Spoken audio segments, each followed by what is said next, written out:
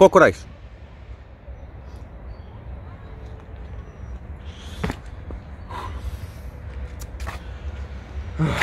Ništa, završio sam trening.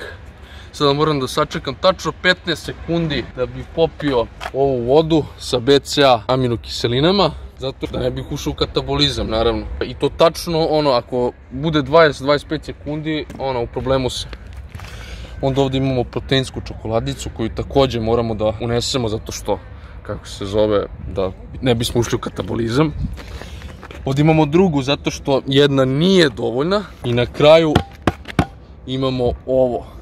Znači, to ćemo da izmiksamo, da izmučkamo posle treninga, zato što naravno sve ovo prethodno nije dovoljno.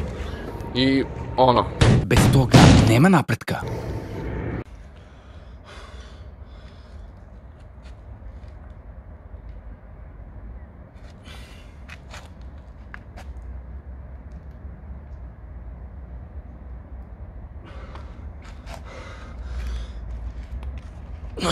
Fajn. Aj sad normalno stavi. Normalno.